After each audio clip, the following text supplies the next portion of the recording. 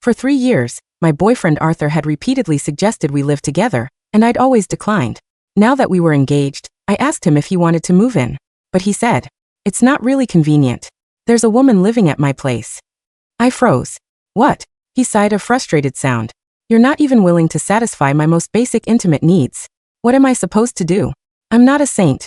If you can't give it to me, I'll find another woman. She's just a casual arrangement. I pay her daily and she takes care of my needs. You're completely inexperienced in this area. Maybe you can talk to her. She knows all my preferred positions." Seeing my silence, he continued, "Learn well, and I'll see what kind of surprise you can give me on our wedding night." Faced with such a shameless demand, I pulled out my phone and quickly sent a message to the wedding planner. Wedding cancelled. I hadn't told him that I'd bought the spacious condo he'd been eyeing. To surprise him, I'd spent the last year working tirelessly, securing several major clients and crushing 2 years of company KPIs into a single one. As soon as I received my bonus, I bought the apartment. I'd even secretly spent almost 6 months renovating it, all without his knowledge. This week, I'd meticulously decorated the bedroom, just waiting for today, when he and I would move in together. It was meant to celebrate our upcoming new chapter in life. I even had the agreement to add his name to the property deed ready, just waiting for us to get married. Thinking back to how I just asked to move in together, Arthur put an arm around my waist. "How about you buy a maid outfit? I'd love that." I subtly shifted my body, avoiding his touch. Arthur didn't notice at all. Instead, he excitedly pulled out his phone. "I also like nurse uniforms. Can you get both? Look at Eve's uniform temptation. Isn't it absolutely divine?" I stared intently as he opened a secret photo album on his phone. An album I'd never seen before. Inside, it was filled with countless photos of that girl named Eve. Maid outfits, nurse uniforms, sailor uniforms. Everything imaginable. Even I, a woman, felt my cheeks burn with embarrassment. Let alone Arthur, a hot-blooded man. But for some reason, I felt like this woman looked familiar, as if I'd seen her somewhere before.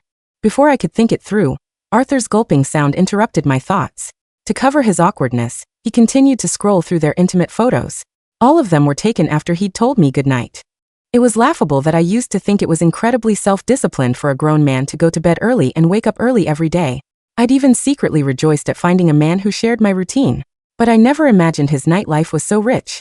So rich that for 3 years of our relationship, he was cheating with other women every single night. He even kindly explained the bizarre sex toys in the photos that I'd never seen before. "Karen, these are game changers. When Eve's on her period, we just switch things up. Let me tell you women, they should be classy during the day, and wild in bed at night." His phone suddenly vibrated. A payment alert popped up. Only then did I realize that the $10,000 monthly salary he'd told me about was a lie. He nervously swiped away the $32,000 payment notification and rubbed his nose. Karen, listen to me. Eve was a virgin when she started with me. $800 a night, a total steal. I found her for your own good too. You have no idea how many diseases you can catch from streetwalkers. You could easily get an STD. But Eve is different. She's a clean girl I carefully selected. She's not only diligent and eager to learn, but also thoughtful and understanding. When we get married, she'll move out on her own. $800 a night, without a single day off. That meant at least $24,000 spent on Eve each month. No wonder he always told me his salary wasn't enough, and he couldn't afford a bigger apartment. Turns out, it was all going to other women. After 3 years of cheating like this, he actually had the audacity to claim he was clean. He once swore to my mom, "Don't worry. I'll cherish Karen, love and protect her, and work hard to give her the best of everything." Yet the total amount he spent on me each month was less than a fraction of what he paid Eve. I looked at the familiar face before me, unable to believe this was the man I'd loved for 3 years. I loved him purely for who he was, for how he treated me, for his self-discipline and clean living, and for respecting my wish to not have sex before marriage. I thought that because he accepted no premarital sex, he would never betray me. But I never imagined that he had been betraying me since the first time I refused sex. Thankfully, it wasn't too late. To show his apology, Arthur transferred his entire paycheck to me. I almost clicked decline. But then he gave me a number. "We're getting married soon. You should start seriously learning some essential bedroom skills. This is Eve's Snapchat. Add her and learn from her. Once you've mastered various sex techniques, I'll hand over all my salary. I'm really looking forward to your surprise." Before I could refuse, he had already called Eve, suggesting they have dinner together.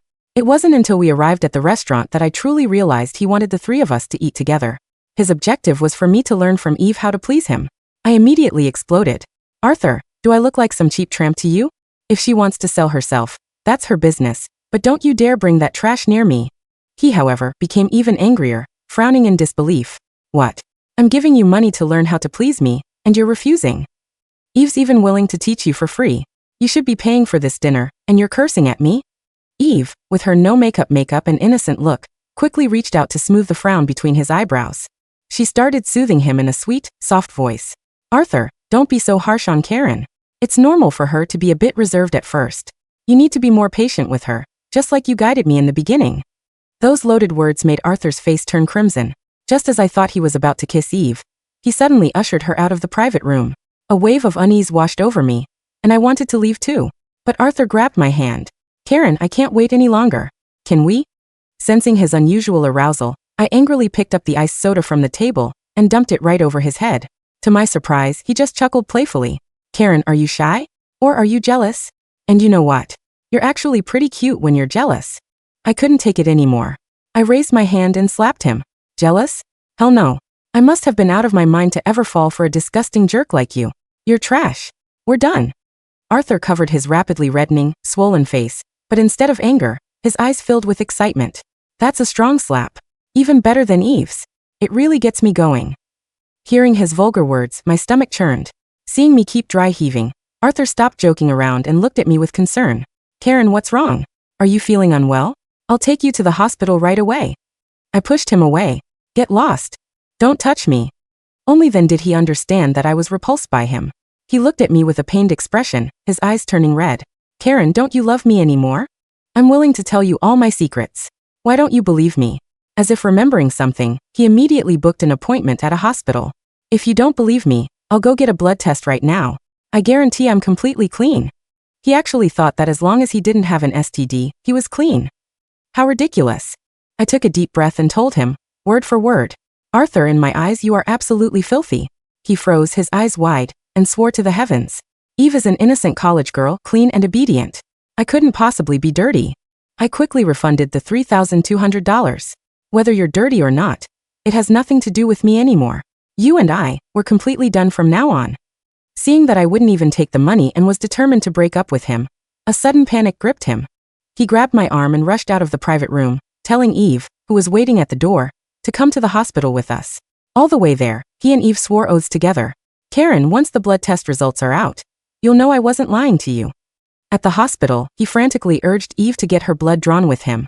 But unexpectedly, Eve fainted before she even got to the blood draw station. Arthur instinctively caught her in his arms and rushed her to the emergency room. Half an hour later, the doctor came out with the test results and congratulated him. Sir, your girlfriend is pregnant.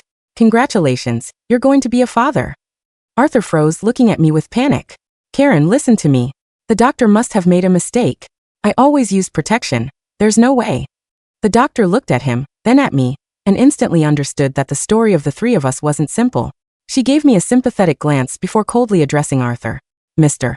Arthur, a urine test can sometimes be inaccurate, but a blood test won't lie. Arthur's lips trembled as he reached out to grab me. I raised my hand and slapped him across the other side of his face. Scumbag. We're done. Arthur took the slap, lowering his head to apologize. Karen, give me 10 minutes. I'll fix everything right now. He took a deep breath, looked up, and asked the doctor to schedule an abortion, then walked into the emergency room. Moments later, I heard Eve's cries from the room. Arthur, I don't want your money no matter how much you give me. How Arthur chose to deal with that child was no longer my concern. I picked up my bag and headed straight home. But unexpectedly, as soon as I lay down, the doorbell rang. Karen, I want to keep this baby. Please don't force me to have an abortion. Hearing Eve's cries, I simply pretended I couldn't hear. But she cried even louder, drawing the attention of the neighbors. And when they pressed her for answers, she shamelessly claimed I was her sister, forcing her to get an abortion. The unsuspecting neighbors immediately started banging wildly on my door for her. I was furious. I opened the door, ready to kick them out, only to find her kneeling on the ground. Karen, I truly love Arthur. Please don't break us up, okay? I pulled out my phone, intending to show the neighbors my photos with Arthur. But Eve, with no shame, directly showed them intimate photos of herself and Arthur. Compared to my tasteful photos with Arthur from various public events, Eve's intimate shots were clearly more convincing. Most importantly, in the background of her photos, there was Arthur's family picture. Anyone could see they were living together. The neighbors looked at me with disdain. Stealing your sister's man, are you shameless? What right do you have to force someone to abort their baby? We're watching you today. Let's see if you dare to act arrogant. I couldn't stand it anymore and called Arthur. He arrived quickly. Seeing Eve kneeling before me, his face immediately darkened. He rushed over, pulled her up, and cradled her in his arms, immediately checking her all over. When he saw her knees were red and swollen, he immediately started yelling at me. Karen, you've gone too far. Why are you doing this to Eve? The neighbors added fuel to the fire, exaggerating how I'd bullied Eve. My vision blurred with rage, but I forcefully held it in and coldly asked Arthur, tell everyone before today, whose boyfriend were you? Arthur's gaze swept over the staring neighbors but lingered on my face, full of hesitation. But it didn't stop him from speaking. I am Eve's boyfriend. You have no right to force her to abort our child. At his words, Eve's tear-filled eyes showed a hint of triumph and provocation. Arthur, don't blame her. I know she just loves you too much, and my kneeling wasn't sincere enough. Hearing Arthur's direct admission, an angry neighbor went back inside and grabbed a tray of eggs, forcefully throwing them at me. The eggs shattered on my forehead, face and clothes, making me feel nauseous from the stench. Eve quickly raised her hand to stop the others who were still condemning me. Everyone, please don't make things difficult for my sister. She has her own difficulties. With that, she tugged on Arthur's sleeve. Let's go inside and talk, Arthur. Don't make things hard for my sister. Arthur, without a word, scooped Eve up bridal style and pushed his way into my apartment. The neighbors wanted more drama, but Arthur apologized to the crowd. It's a family matter, and we appreciate your discretion. Arthur discreetly handed some cash to a few of the louder ones, and the crowd quieted, though before leaving, several spat viciously in my direction. I looked up at the security camera overhead, for now swallowing all the bitterness. Inside, I ignored the two clinging to each other, and went straight to wash the grime off my face. Then I pulled out my phone to call the police. Before I could speak, Arthur snatched my phone and smashed it on the floor. Karen, haven't you caused enough embarrassment? Are you not ashamed? I told you I'd handle everything. Why are you forcing Eve? I retorted with a sneer. I'm forcing her? He immediately pulled out his phone and showed me a screenshot of a message Eve had sent him. You threatened to expose her dirty secrets, making her lose her college degree. How could you become so malicious? I looked at the anonymous text and found it laughable. No wonder he arrived so quickly. It was Eve's setup. The sound of my phone shattering against the hardwood floor seemed to echo in the sudden silence of the living room. I didn't scream. I didn't even flinch. I just stood there, staring at the spiderweb of fractured glass and the bleeding LCD screen of my iPhone. The silence in the room grew heavy, punctuated only by Eve's shallow theatrical whimpers as she clung tighter to Arthur's neck, burying her face in his shoulder. Like a frightened child. Arthur, she looks so scary, Eve whispered, her voice trembling with a delicate, practiced frailty. I'm sorry. This is all my fault. If I hadn't come here, you wouldn't have fought. It's not your fault, Eve, Arthur said, his voice deep with a strange, self-righteous protective anger. He glared at me, his chest heaving, his hand still raised from the momentum of throwing my phone. Look at her, Eve. Look how cold she is. I've known her for 3 years, and she's always been like this. An emotionless machine. She doesn't care about anyone but herself and her career. He turned back to me, pointing a finger at my face. Do you have any idea how much pressure you put on me, Karen? Every single day you're talking about KPIs, bonuses, buying a house. You made me feel like I wasn't even a man. Eve was the only one who listened to me. She didn't care about my money. She cared about me. I looked at the two of them. It was almost comical. He had just admitted to paying her $800 a night, at least $24,000 a month. And yet he sincerely believed she didn't care about his money. The sheer, staggering density of his delusion was almost breathtaking. I walked past them toward the kitchen. Arthur flinched slightly, perhaps expecting me to grab a knife or throw something. Instead, I poured myself a glass of cold water, took a slow sip, and set it down on the counter. My hands weren't shaking. In fact, for the first time in 3 years, my mind was entirely clear. Arthur, I said, my voice quiet and steady. Do you know whose name is on the lease of this apartment? Arthur frowned, momentarily thrown off by my calm demeanor. What does that have to do with anything? Everything, I replied, leaning against the counter. I pay 80% of the rent here. The lease is solely under my name. Your name is not on a single document, which means legally you are a guest, and Eve is a trespasser. Eve's eyes widened slightly, a flicker of panic crossing her carefully made-up face. She looked up at Arthur, her lower lip trembling. Arthur. Don't worry, Eve, Arthur sneered, stepping forward to shield her. Karen, stop trying to scare us with your corporate legal talk. I lived here for 2 years. My clothes are here. My mail is delivered here. You can't just throw us out. And, besides, look at you. You're covered in egg. You look pathetic. If anyone is going to the police, it's us. You threatened Eve. I glanced down at my blouse, where the yellow yolk of the egg thrown by the neighbor was slowly drying, smelling faintly of sulfur. I felt a cold, hard knot form in my chest. I didn't threaten anyone, I said. But you just destroyed my property. That phone was a corporate-issued iPhone 15 Pro, worth $1,500. Contains confidential client data from my company. Smashing it isn't just a domestic dispute, Arthur. It's destruction of corporate property.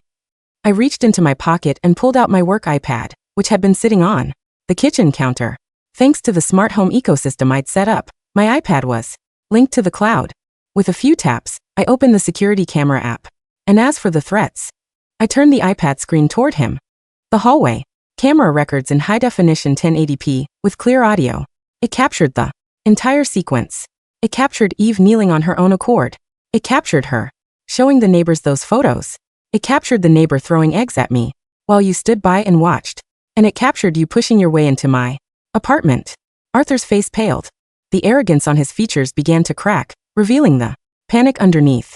Karen, let's not do this, he said, his tone shifting slightly, trying to sound reasonable. We're both emotional right now. We're going to be married in a month. People make mistakes.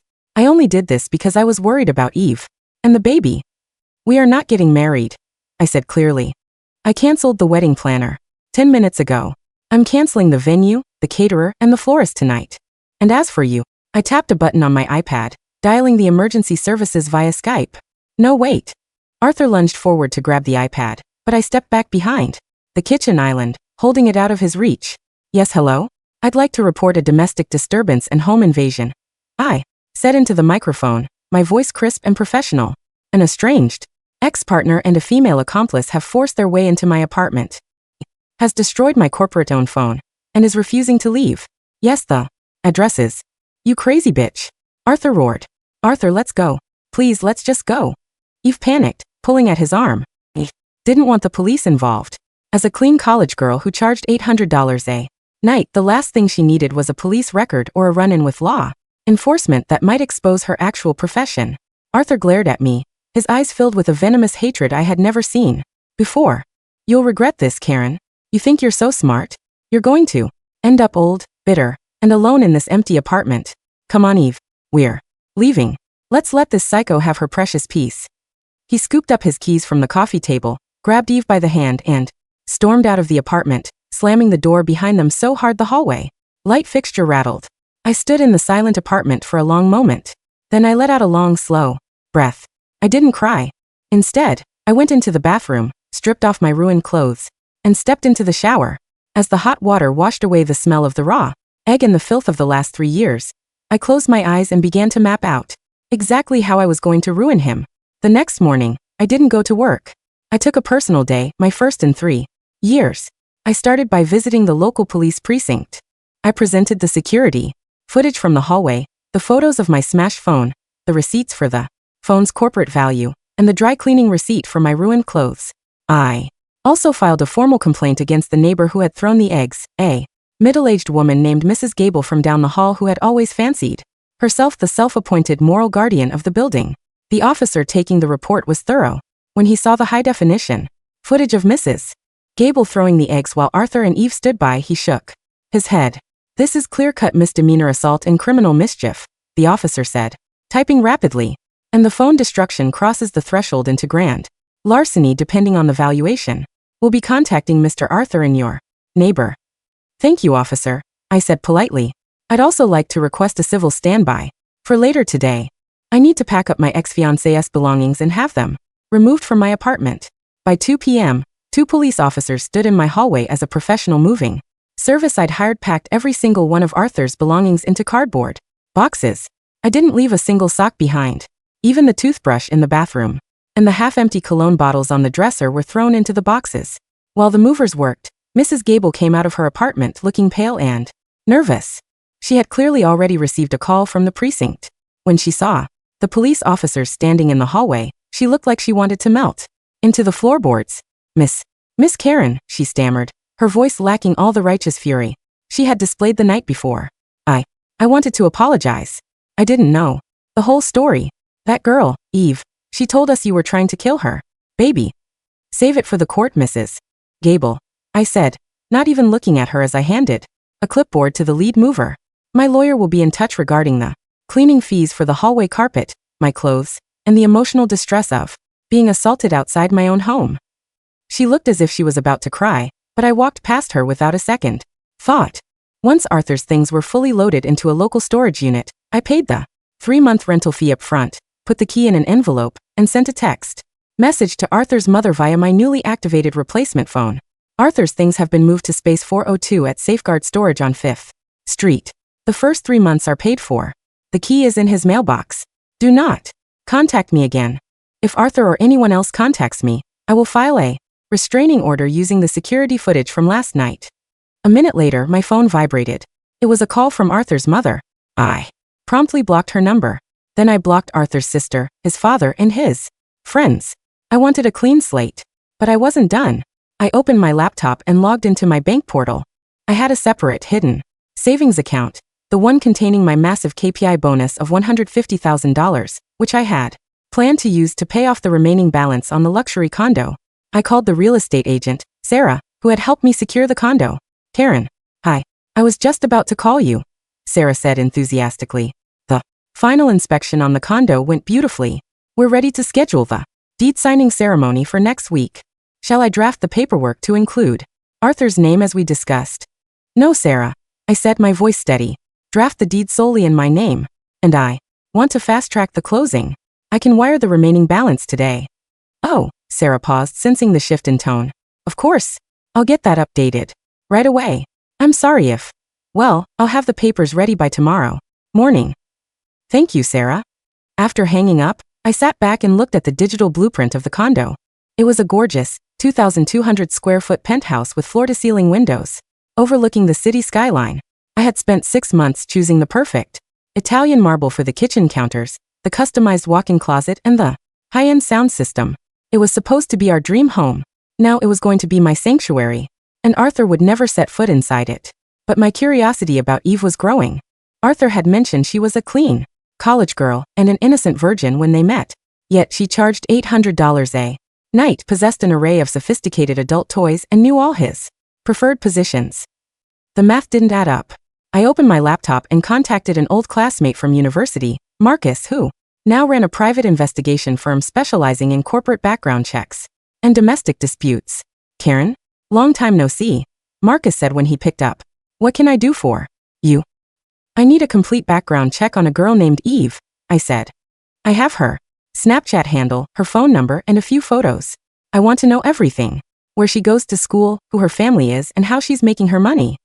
Give me 48 hours, Marcus said. I'll find out if she's as innocent as she claims. 2 days later, I met Marcus at a quiet cafe near my office. He handed me a thick manila folder. Your ex-fiancé is a monumental idiot, Karen, Marcus said, taking a sip of his black coffee. This girl isn't a college student. Well, she was 3 years ago, before she was expelled for academic dishonesty and running an unauthorized escort service out of her dorm room. I opened the folder. The first page was a copy of a driver's license. Her real name wasn't Eve. It was Evelyn Vance, age 24. She's registered on several high-end sugar baby and escort websites, Marcus explained, pointing to printed screenshots of online profiles. Her rate is, indeed, $800 to $1,000 a night. But here's the kicker, she's not exclusive to Arthur. Not by a long shot. Marcus tapped a sheet containing bank transaction summaries and social media cross-references. She has at least 3 other regular clients who pay her monthly retainers. One is a married executive in his 50s, another is a wealthy trust fund kid, and the third is, well, Arthur. She's been playing them all. She rents a luxury apartment downtown, drives a Mercedes she claims her uncle bought her, and has over $80,000 in credit card debt. What about the pregnancy? I asked, my heart cold.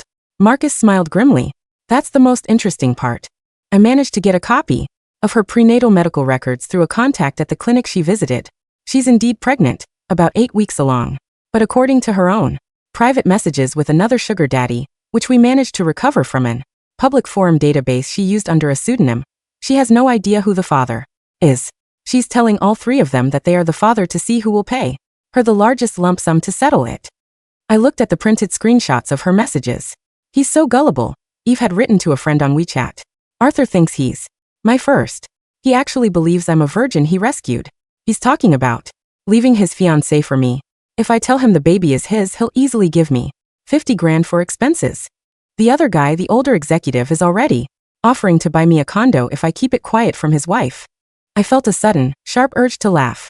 Arthur had ruined his engagement, thrown away his reputation, and humiliated me in front of my neighbors, all for a woman who viewed him as nothing more than a mid-tier paycheck.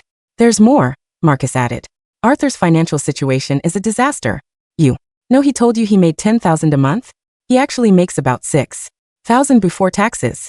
He's been taking out high-interest personal loans to pay Eve's $800 nightly fee. He's currently over $90,000 in debt. He was counting on marrying you so he could use your clean credit and your savings to bail himself out.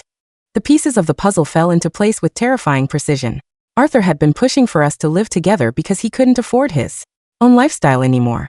He wanted to move into my rent-controlled apartment, use my income to cover his expenses, and continue paying Eve on the side. When I bought the luxury condo, he probably thought he'd struck gold. Marcus, I said, closing the folder, can you package all of this into a neat digital file? Make sure the evidence of her other clients, her real financial status, and her text messages are completely undeniable. Already done, Marcus said, sliding a USB drive across the table. What are you going to do with it? I'm going to let them play their game a little longer, I said, a cold smile touching my lips, until the stakes are high enough that their fall will be absolute. Over the next 2 weeks, I moved into my new penthouse condo. The move was quiet, seamless, and incredibly satisfying. The condo was everything I had dreamed of, spacious, modern, flooded with natural light, and completely mine. I spent my evenings drinking wine on the balcony, watching the city lights, feeling a profound sense of peace. Meanwhile, Arthur was living in a nightmare of his own making, though he didn't know it yet. Through mutual acquaintances and social media, I observed his downward spiral. Since I had blocked him on everything, he had no way of reaching me directly, but he began posting dramatic, self-pitying updates on Facebook and Instagram. Sometimes you have to lose what's comfortable to find what's real, he wrote, under a photo of him and Eve dining at an expensive steakhouse. Building a new future with the one who truly appreciates me. Another post read, showing him holding Eve's hand, a cheap diamond ring glittering on her finger. He had clearly bought her an engagement ring using yet another credit card. I also heard from our former mutual friends. Arthur had been telling everyone that I was a cold, controlling workaholic who had abandoned him because he wanted a family. He claimed he had graciously allowed me to keep the apartment and had moved out to protect his pregnant fiancée from my jealous rage. He's telling everyone you're a monster, Karen. My friend Clara told me over lunch. He even said you tried to force Eve to abort his baby. Some people actually believe him. Let them, I said calmly, cutting my salad. The truth has a funny way of coming out when people are at their most confident. But aren't you angry? Clara asked, exasperated. He's ruining your reputation. A reputation built on lies is easily broken, Clara. Mine is built on my work and my actions. Let him talk. He's digging his own grave. The opportunity to hand him the shovel arrived the following week. My company, Vanguard Financial, was hosting its annual regional gala. It was a high-profile event where the city's top business leaders, clients, and executives gathered to celebrate the year's achievements. As the top-performing project manager who had crushed 2 years of KPIs in 12 months, I was the guest of honor. I was scheduled to receive the Employee of the Year award, which came with an additional $50,000 cash bonus and a promotion to Senior Vice President. By coincidence, or perhaps poetic justice, Arthur's company, a mid-tier marketing firm called Apex Media, was one of our minor vendors. Arthur's boss, a man named Richard Vance, no relation to Eve, was desperate to renew their contract with Vanguard. 2 days before the gala, I received an email from Richard Vance, requesting a meeting at my office to discuss the contract renewal. When Richard arrived, he was accompanied by his top account manager. To my utter delight, it was Arthur. Arthur had clearly not expected to see me. When he walked into the executive conference room and saw me sitting at the head of the table, flanked by 2 junior analysts, he froze. His face went through a rapid succession of emotions. Shock, embarrassment, anger, and finally, a smug, defensive mask. Karen. Arthur stammered. Miss Miller, actually. I corrected him, my tone professional and cold as ice. Please take a seat, Mr. Vance, Arthur. Richard Vance looked between us, sensing the tension. Ah, do you two know each other? We used to, I said smoothly, opening my laptop. But we are here to discuss business. I've reviewed Apex Media's proposal for the upcoming fiscal year. Frankly, I'm disappointed. The metrics are subpar, and the projected ROI is lower than last year's. Arthur's face flushed red. He stood up, leaning over the table. Karen, stop playing games. You're doing this because of our personal life? That's incredibly unprofessional. Arthur, sit down. Richard Vance hissed, glaring at him. What are you talking about? Mr. Vance, I said, ignoring Arthur entirely. Vanguard Financial does not make multi-million-dollar decisions based on personal lives. The data speaks for itself. Your agency's performance has slipped. And frankly, we have serious concerns about the stability and integrity of your account management team. I looked directly at Arthur. We've received reports of team members taking out massive personal loans, exhibiting erratic behavior, and potentially engaging in activities that pose a reputational risk to our brand. Arthur's eyes widened with terror. He knew exactly what I was hinting at. If his boss found out about his financial instability, or the police report filed against him for domestic disturbance and property destruction, he would be fired on the spot. Miss Miller, Richard Vance said, sweating slightly, I assure you Apex Media maintains the highest standards of professional conduct. If there is an issue with Arthur, we will address it immediately. I'm glad to hear that, I said, closing my laptop. We will make our final decision regarding the contract renewal after the Vanguard Gala this Friday. As a major vendor, Apex Media has been allocated 4 tickets to the VIP section.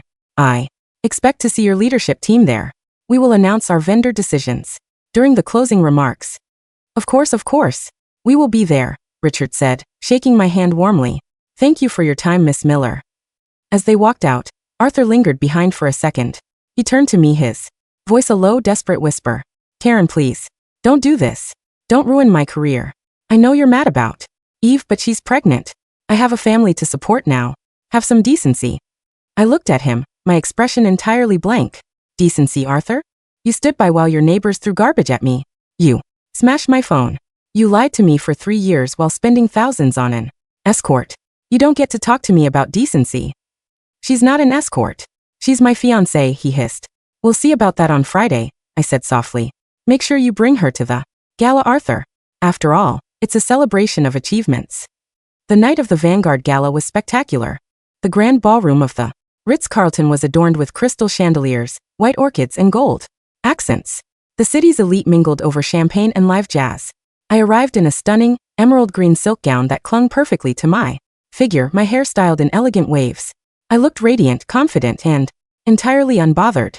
As I walked through the room, colleagues and clients stopped to congratulate me on my upcoming promotion. I smiled, shook hands, and played the part of the successful, independent woman I had fought so hard to become. At around 8 p.m., I spotted them. Arthur had arrived, wearing a rented tuxedo that was slightly too tight around the shoulders. Clinging to his arm was Eve, wearing a flashy, over-the-top red dress that was far too revealing for a corporate gala. She looked like she was trying desperately to play the part of a high-society wife, but her heavy makeup and nervous glances gave her away.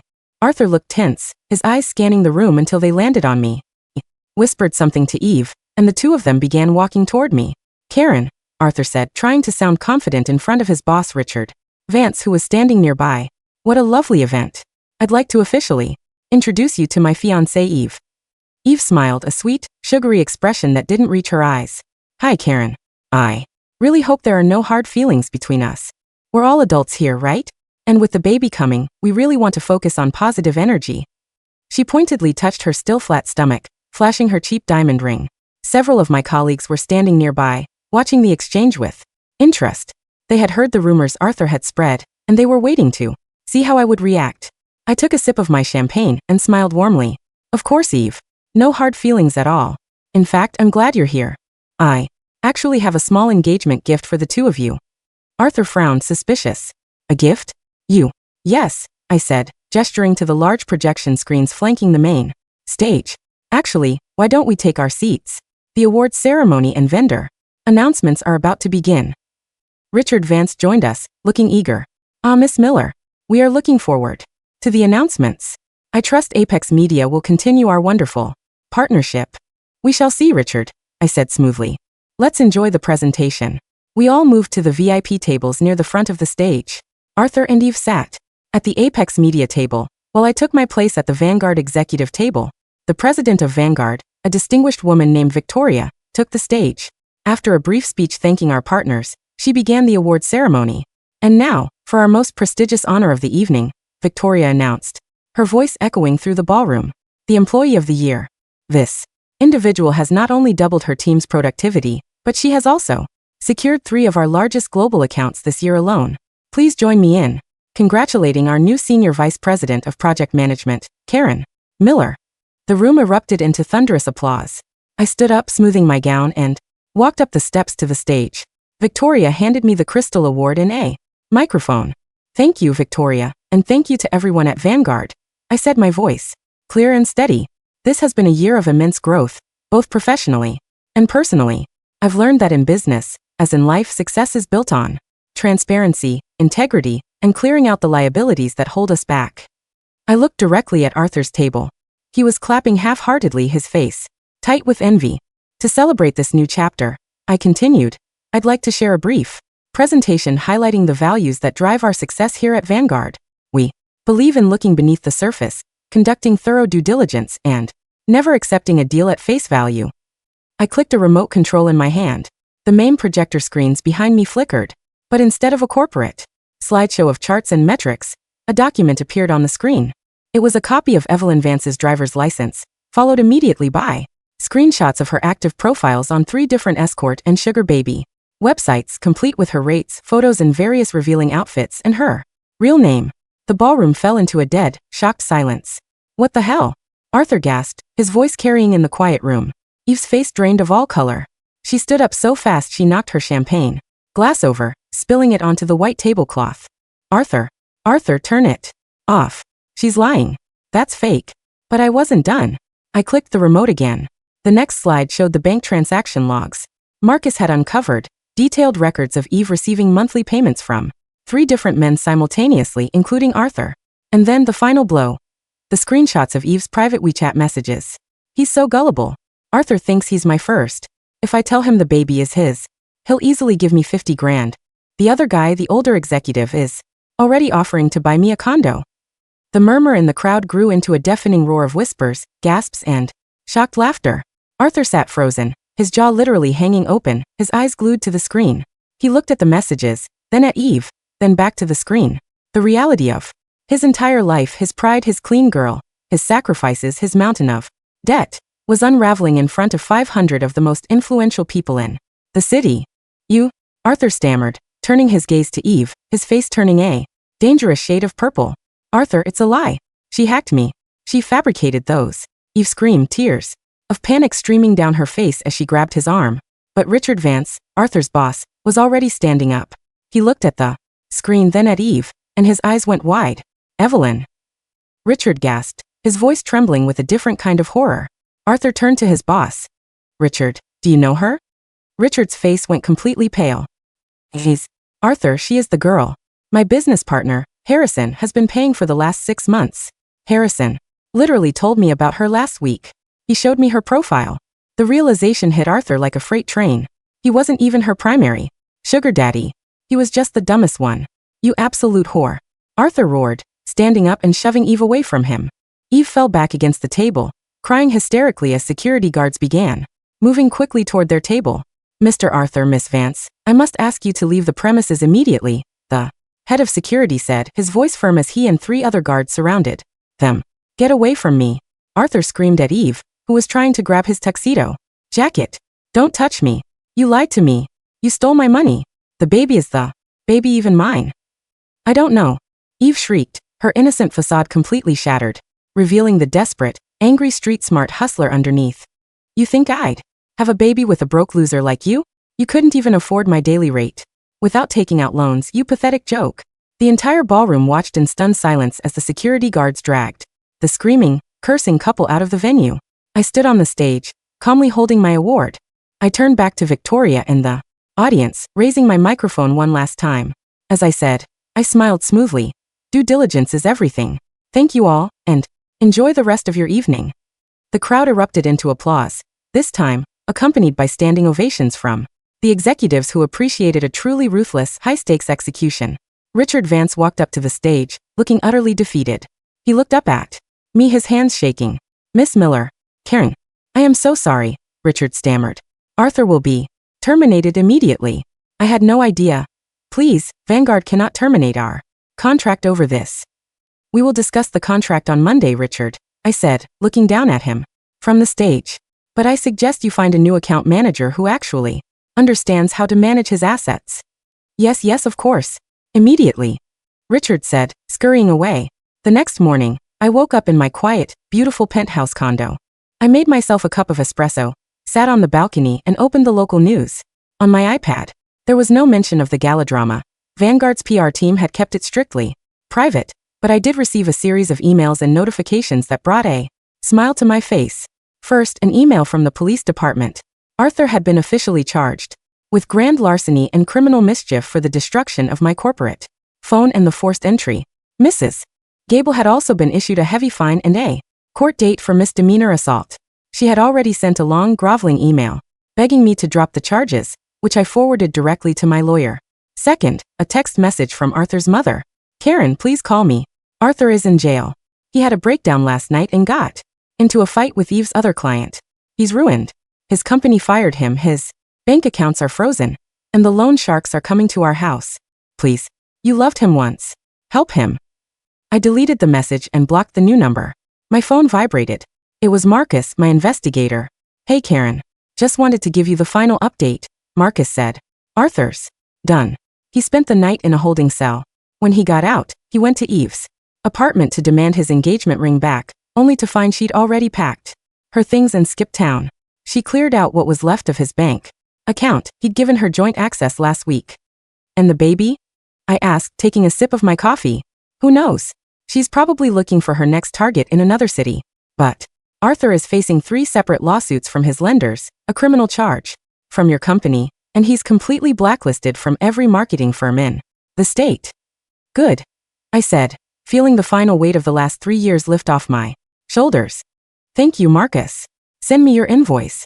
I'll double your fee. Always a pleasure doing business with you, Karen. Enjoy your new life. I hung up the phone and looked out over the city skyline. The sun was rising, casting a warm, golden glow over the glass buildings and the bustling streets below. I had lost a fiancé, but I had gained my freedom, my self-respect, a promotion, and a beautiful home that belonged to me and me alone. I picked up my cup, toasted the horizon, and took a slow, satisfying sip. The future was bright, clean, and entirely mine to write.